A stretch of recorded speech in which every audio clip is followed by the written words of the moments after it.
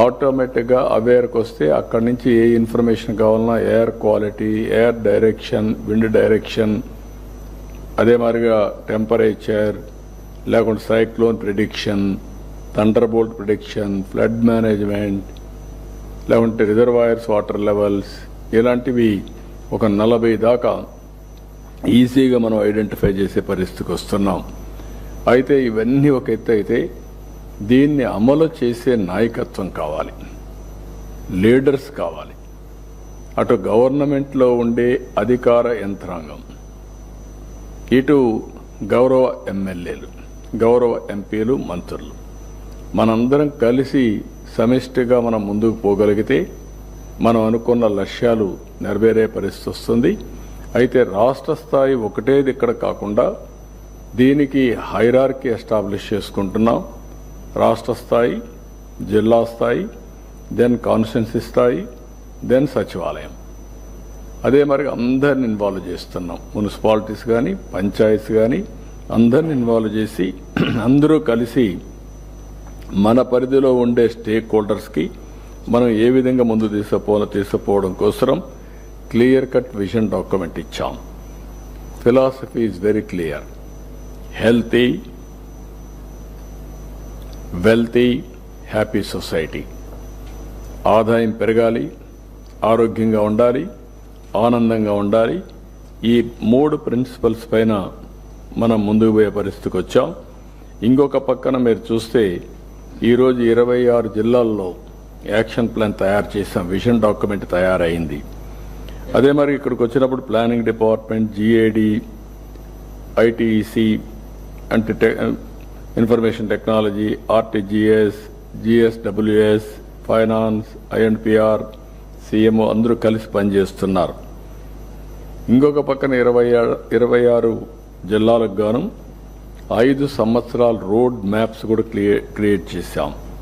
మండల, మున్సిపాలిటీ స్థాయిల్లో కూడా యాక్షన్ ప్లాను, జిల్లాలో యాక్షన్ ప్లాన్ కూడా తయారు చేస్తున్నారు.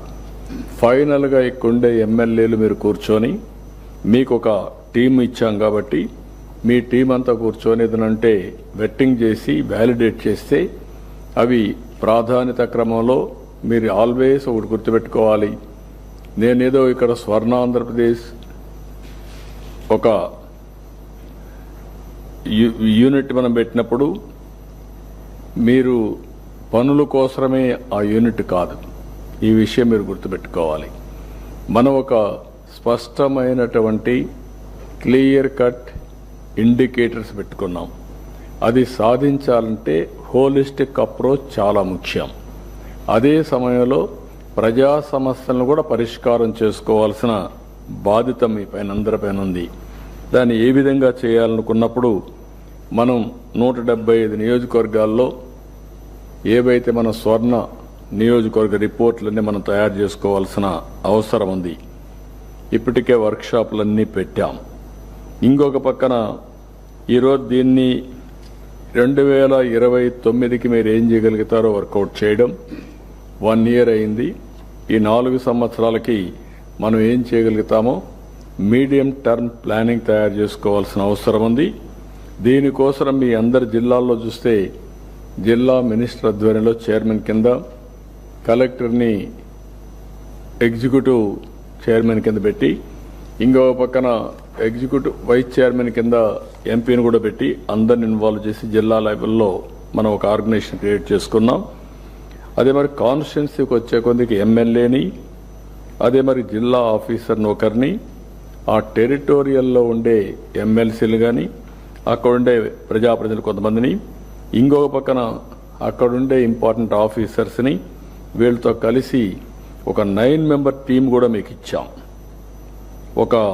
మీరు చూస్తే ఎమ్మెల్యే ఉంటారు, డిస్ట్రిక్ట్ ఆఫీసర్ ఒకరు నోడల్ ఆఫీసర్గా ఉంటారు, ఒక అకాడమిక్ ఇన్స్టిట్యూషన్ని జిల్లా లెవెల్లో తీసుకుంటున్నాం నాలెడ్జ్ పార్ట్నర్గా, కాన్స్టిట్యున్సీ లెవెల్లో కూడా తీసుకుంటున్నాం.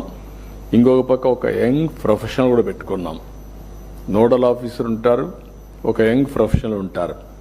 ఇంకొక పక్కన 5 మందితో ఒక టీమ్ మెంబర్స్ని కూడా యంగ్స్టర్స్ని, జిఎస్డబ్ల్యూస్ని తీసుకున్నాం.